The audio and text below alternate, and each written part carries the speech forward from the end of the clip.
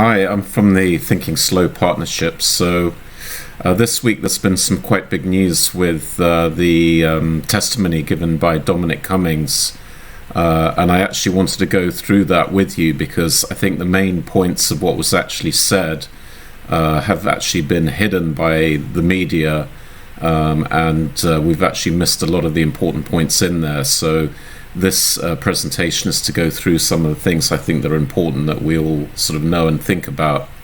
So the first obvious submission from what we heard from the media was a complete failure to record the fact that Dominic Cummings 8 times mentioned Bill Gates by name when discussing the setting of UK policy response to coronavirus. And that's a huge oversight, and I think a lot of you have luckily picked that oversight up because we published the extracts from the transcript, and a lot of people now realize exactly how far into UK policy making Bill Gates is, and Dominic Cummings refers to this Bill Gates type people, and that's really what I want to explore in this short presentation. So those sort of regular interactions flow out of the fact that the Bill and Melinda Gates Foundation is providing an enormous amount of funding into everything to do with the vaccines into the UK. And I'm not necessarily saying that's a bad thing, it's probably a good thing in many ways, but one item that we very much need to be aware of is the foundation is funding all links in the chain. So that's vaccine manufacturing, policy responses, the government agency authorizing vaccines, which I think is the most worrying part of that formula, and also the media which reports on the pandemic and on vaccines. So all of this hundreds of millions of funding is not to do with COVID only. It's the whole history of grants that have been provided. They're for various different reasons, but they do actually provide an indication of the level of influence that the foundation has over those different parts of our system. Now, as I said, the main concern is that there should be checks and balances, obviously, between, let's say, the regulator, the vaccine producers, the people developing the policy, and those checks and balances are basically going to be blurred by the fact that one organization is involved across all of those elements and providing funding to all of them. That to me is very worrying, and I think some of us, or more of us now, are aware of that, but those are the numbers there in this slide. Hundreds of millions into the modeling response of this, and that's one thing we're going to go into modeling a little bit, and the potential conflicts that there are in there. So I wanted just to go through some things that are just plain barefaced lies in Cummings's testimony, and the first one, or let's say misrepresentations, but I mean I think these ones are strong enough to call them lies, and they're repeated by Neil O'Brien. So in the testimony is the idea that Professors Hennigan and Gupta both essentially said there won't be a second wave in the winter of 2021. And they both said lockdown is sort of out of the question. On the right there is what Professor Gupta actually said in the summer of 2020. I suspect that in the winter it will probably come back. Now, to categorize that as saying there won't be a second wave is clearly totally dishonest. And then on the Hennigan clip also, there is a significant rise in deaths in January, and we need a break in midwinter. So again, completely the opposite of the disgraceful mischaracterization by Cummings, where Professor Hennigan both acknowledges that there will be a second wave and also supports a lockdown, but he said at the time quite sensibly that you want to lock down not so early, but nearer when you're going to see the peak in deaths. A very logical and sensible thing to say. So the mischaracterization of that, I would say, is thoroughly dishonest. Another part of his testimony is that he keeps a scorecard and listens to those people who are regularly right. And that's absolutely untrue, because he is following the advice almost exclusively of SAGE and relying everything on models and projections. Now, the models and projections, unless they can be reconciled with actual data, are absolutely worthless. And if you look at the modeling that we've seen, not just in this pandemic, but in previous pandemics, but specifically on this one, we have the starting figure of 510,000 unmitigated deaths, and they're still talking about that number, even though it hasn't been observed anywhere in the world. Even with virtually no mitigation actions, you don't get anything like that kind of percentage. It just does not exist. It's wrong. It's absolutely wrong. It's completely wrong in terms of the percentage of people that will be infected by COVID, and it's wrong in the infection fatality ratio. That number is meaningless because it's not been observed anywhere in the world, but they still rely on it. They're still talking about it. Same goes for the 50,000 cases mid-October 2020, and Valence was then in all kinds of knots and going around in circles that it wasn't a projection, it was a prediction or a scenario. It was a number that was put up on a screen and it was wrong. The same goes for the winter 2021 projections, 4,000 deaths a day, that's on the right hand side. The black line is the actual, and that's an actual of with COVID rather than from COVID. So again, you can see all of those projections one of them roughly is not miles wrong, Warwick, but all the others are miles wrong as usual. Another set of predictions was the NHS numbers. I did a very detailed analysis of those, of daily compounding of the number of people going into hospital. Inevitably, your system collapses. You can't cope with daily compounding at quite a high percentage rate, and they had predicted a deficit in London of general beds, but of between 1,500 and 4,000 beds by the 19th of January. You can go back and look that up. That was completely wrong. Completely wrong. Yes, okay, there was a lot of pressure in winter 2021. A lot of work had to be done on ICU to get the capacity up much higher, but those kind of deficit figures of having, nearly 4,500 people excess coming in for general beds was totally wrong. It's not validated in any way. And the most, I think, crazy of all, to be quite honest, and he's still referring to this, is Timothy Gower's back of the envelope calculation. 800,000 people would need intensive care in March 2020, or in the first wave, so March over a period of several months. The actual answer was 10,000 people had intensive care. So wrong by a factor of 80, which is okay. It's okay to be wrong early on. But what's amazing is Cummings still, in his testimony, is referring back to Tim Gowers as someone to go to and speak to, and really a genius on many things. Unfortunately, those numbers are wrong by a factor of 80. So he's not the person to talk to. Actually, the people to talk to would be the epidemiologists like Professor Gupta and Professor Hennigan. So this idea that he keeps a scorecard and listens to the people who are correct, absolutely wrong. He does, in fact, the opposite of that. Another phrase in the testimony was the NHS will be washed away again. If you look at where the NHS was, and there's a National Audit Office report, which is here, that I can provide a link to, in the peak of the first wave in April 2020, the bed utilization in the general and acute, was 29% of the beds that were allocated for COVID. So you had 70% of the beds that were empty. So that's roughly 30,000 empty general and acute beds in April 2020. Now how that can be described as washed away, I don't know.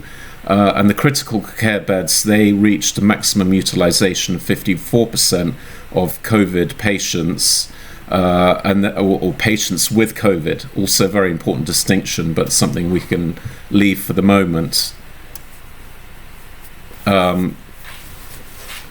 And that number had fallen to 30% by the end of April 2020. And the last part of the washed away story is the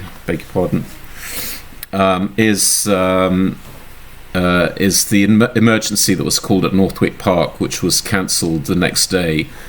So there's no way. I mean, of course, individuals are under a lot of pressure. Nobody's trying to undermine the efforts of the NHS, but to describe this situation as washed away again, I think is completely inaccurate. It's totally misleading. Another one, then, one of the last ones of things that I'd like to say, which is not correct, is this locking down early saves lives. It's repeated over and over again as a mantra until people just accepted that it's true. It's not true in any way, in any kind of mathematical sense, because every pandemic I'm not an epidemiologist, but I know enough to say that the flow of the pandemic is based on susceptible, infected, recovered. So that process goes on until you reach herd immunity. So there's the obvious conclusion that the absolute number, barring your health system being overwhelmed, is more or less fixed at herd immunity. Now, if you suppress things, you can delay things and move them around a bit, but you don't change the final outcome. Now, the locking down early crowd, they use this proof, I say in inverted commas, which is at the bottom, where they just fix the end of their projections. So in this case, it's 11,000 deaths versus 43,000 deaths. They just fix the end date, which is totally dishonest, because if you run those two curves until herd immunity, the area under the curve is identical in both cases. So I would say it's just, let's say it's unsubstantiated. So we keep being drummed into us that if we lock down early, it saves lives. Well, there's no mathematical basis for that statement whatsoever. And the only proof, in inverted commas, that has been provided is actually completely misleading. So, and then looking at his policy initiatives, he said, look, I'm not in charge, because if I was, there'd be face masks. Now, we don't need to get into a lot of technical details about studies of face masks. We just need to look at what the established science was on face masks before Dominic Cummings and his friends got involved in this whole process. The NHS and America's CDC both made it clear that face masks have no role to play in a pandemic. Okay, those are for influenza pandemics, but I don't see any reason why that's not applicable. And not only do they not have any role to play, but we also know that they do create damage. There are now many papers about what the impact is of wearing face masks all day, and it's inevitably negative.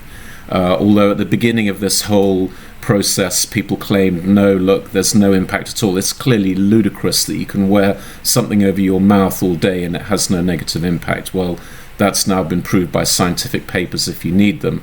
But, again, this is the Cummings way of doing things, of just turfing out established science, coming up with something completely new for no discernible reason, no evidence, and then insisting that that's done.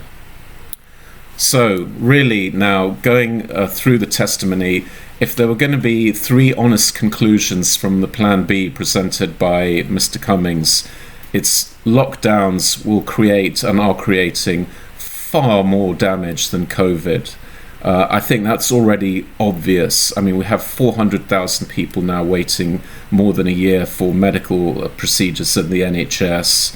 And that's before the economic impact. And I think we all know now we're going to see hundreds of thousands probably of deaths from the impacts of lockdown, economic disruption to the NHS. It's going to be dreadful.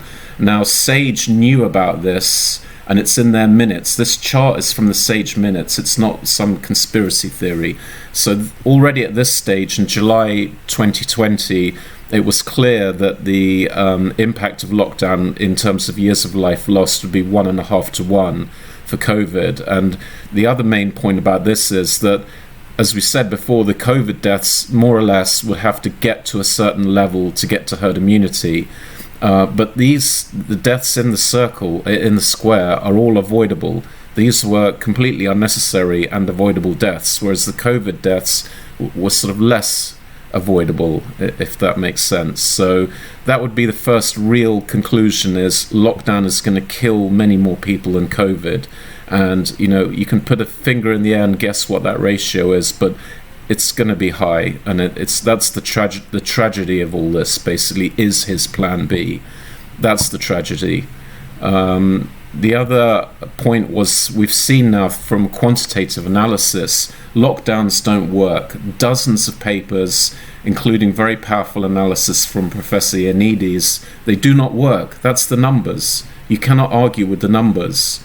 So again, this is just some kind of brainwashing exercise that, this is still a valid policy response, although it's been proved across countries, across time, across different situations that they don't work, or if they do work, the effect is minimal. And actually, there's quite a good case to suggest that they will actually speed up the transmission of infection.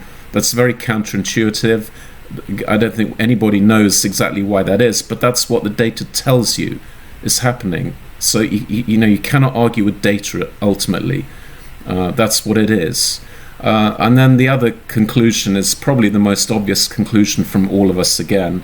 If you have to get to a certain level of herd immunity, it's far better to get to that level with having younger people who are not so impacted negatively by the disease being infected than having the most vulnerable people being infected. I mean, it's so obvious. It's amazing to think that we're arguing about this. And actually, I think one of the professors, Knut, he said if you actually wanted to increase the number of deaths, universal lockdown would be the way to do this, because you're denying the comparative advantage of the vulnerable group. That's what you're doing by locking everybody up. You deny the comparative advantage. So shielding, Great Barrington, it's intuitively obvious, it's mathematically it works, and basically every single professor all their work that I've looked at said this is what we should be doing. We should not be locking down. I mean, I've got a list of names here. Basically every major epidemiologist has said do not do lockdowns. So this plan B is Cummings and his sort of reliance on modeling. That's the only place this is coming from. So, and then just moving on to some conclusions. I'm trying to keep this short, but the reality today is that our political elite on both sides have absolutely zero integrity. That's a pretty painful thing to have to say, but they lie constantly. I've just put up 4 lies here, but I could put up 4,000 lies, to be honest. So Mr. Gove, no plans for vaccine passports in December 2020. Of course, all the while they're planning tenders for work to do with preparing vaccine passports. No plans to introduce vaccine passports, Zahawi. Of course, that's not true. Vitamin D does not appear to have any impact from Matt Hancock. A statement made with the absence of any trials whatsoever. It's a completely fabricated statement based on nothing. You just have to wonder what kind of mental process is going on to make statements like that, which are completely untrue. And one which is almost laughable, the statement from Nadine Dorris of no such thing as herd immunity. And then, of course, those, I'm going to call them lies. I mean, let's call them lies, okay? I think I can do that without being sued. Those lies are based on data which has been manipulated, and we've done quite a detailed video on this, which is on our channel, going through every single number around the Cobra meeting. Basically, all of those numbers were manipulated in order to create a sense of panic. And we can go through all of those methods used, but they've all been manipulated. And the important thing about that manipulation is it was done deliberately. So the redefinition of deaths was done as a separate instruction to Office of National Statistics in February 2020. That didn't just happen by accident. Someone did that deliberately. So, just bear that in mind. That I think the paper is about 30 or 40 pages long. So someone wrote that and distributed that everywhere. New instructions on how to reclassify deaths. So this is not just happening by accident, as far as I can see. So really, then, I think none of the media really gave you the conclusion that I got from the testimony. The real conclusion, if you peel everything else away, ditch the silly infighting and arguing about the Prime Minister's fiancée, and the Secretary of State, his real conclusion, I think, was democracy is basically completely broken. If it's producing a choice between Boris Johnson and Jeremy Corbyn, it's a broken system. Now, in many ways, I agree with that, but I think the solution to that is diametrically opposite of what Mr. Cummings wants. And as an extension to sort of democracy is broken, he went on to say cabinet government basically a waste of time. Why even go? That's just a waste of time. It's Potemkinsky, just going through the motions. And the key thing of everything he's suggested, and I've looked quite closely at the people he's been talking about, the special advisors, it's basically the established way of doing things, which involves a hierarchy where, for better or for worse, more senior people tend to end up in the hierarchy with experience. He wants to sweep all that away, ditch the experience, and basically put all his eggs in the big data, artificial intelligence, brave new world approach, hiring the youngest analysts I've seen, probably with virtually no experience in whatever field it is they're talking about. So many of the people he's talking about being great data analysts and producing analysis for Number 10, they have zero background in medicine, in epidemiology. They're good at maths, which is great. I mean, you do need some good maths people, but I don't think you can build an effective system just on maths and big data crunching. And, this is where he's got to, where the modelers are the geniuses, and even though the models are wrong, and everybody else is sort of, unfortunately, the Prime Minister listens to people who actually know what they're doing. And that's unfortunate because all the eggs are in the modelling basket. Now, at the end of the day, the conclusion from that is he is advocating technocracy. And this is a very interesting book from Patrick Wood. There's also a very interesting interview with him on the Delingpole podcast, where he describes what technocracy is. Now, I've read most of that book, and it's absolutely one-to-one what we're seeing now. This is a sort of top-down scientific management by sort of data crunching elite from the 1930s was the original concept, and it's been reheated for 2021. But that basically is what, as far as I can see, Dominic Cummings believes in. And that's important for the reason on the next a great reset, and it's ludicrous of certain commentators who I won't mention to deny that, because there is books, papers, speeches setting that fact out, that COVID-19 and the Great Reset are linked. And this is one of the probably more important paragraphs from Klaus Schwab's book, which I'll read the highlighted parts from. In one form or another, social and physical distancing measures are likely to persist after the pandemic itself subsides. So there's no idea of going back. Basically, this sort of soft lockdown possibly will continue. And then he sort of further expands on that. A world in which human beings can't get too close to each other or are willing to reduce their interactions, full stop, then our lingering and possibly lasting fear of being infected.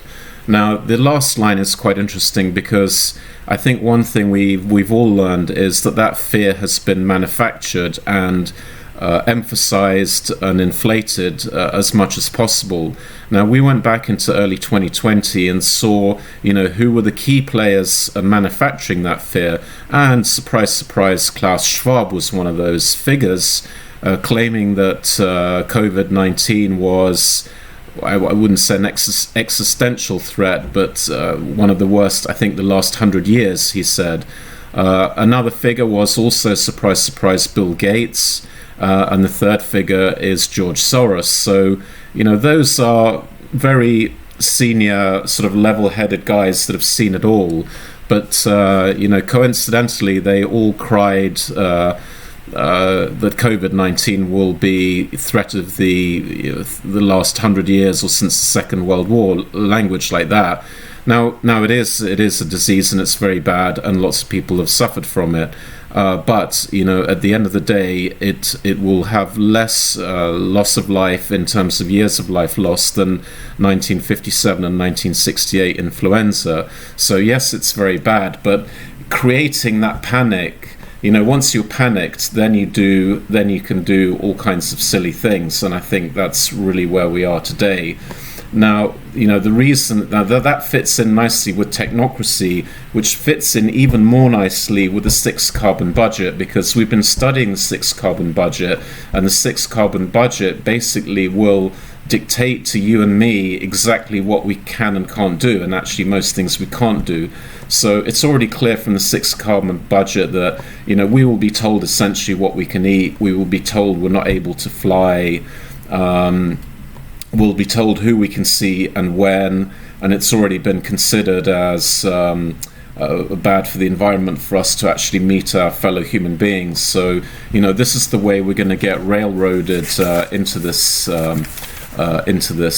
6 carbon budget. So all of those things fit together essentially, and I'd just like to sort of round this off by saying that I do think we're in a race against the clock here, because the technocrats with their top-down designs for how we are going to live are very determined, and they have absolutely zero interest in our liberty.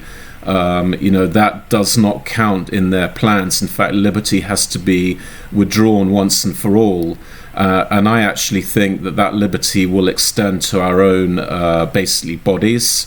I think we've already seen the Nuremberg Code basically ripped up and in the dustbin, essentially. Near enough, we're well on the road to that. And I've read some technical papers they've been preparing about compulsory vaccination. And I wouldn't be amazed if that was an objective or a wish, let's say, from these individuals. So we are a little bit up against the wall with these people, unfortunately. So I very much think it's thankfully we have the new political movements, Heritage and Recovery, and the others. And that really is the only hope. And I don't think we have essentially that long to exercise that hope, because, as I said, the level of determination is very high. And once we reach a tipping point, I think Dr. Yaden kind of referred to this, once the electronic passports are in or something else is done, you're over the line, basically, in terms of a technocracy and a totalitarian system. And that point's not very far away. It's actually nearer, unfortunately, than the election cycle. So, this is a period of significant danger. We have some certain ideas about that we don't really want to basically get into at the moment in this format, but happy to work some more. So anyway, that was the end of what we wanted to say today. I think there's some very, very important messages in the 7 hours of testimony. We went through it, and as you can see, I think we've ended up with some conclusions that you won't see in the mainstream media.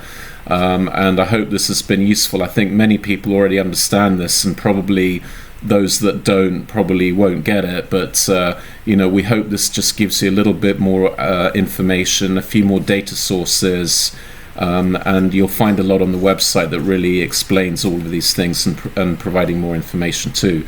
So thank you very much. Hope you found this useful, and I'm not going to say stay safe. I'm going to stay free is far more relevant at the moment. Thank you. Bye.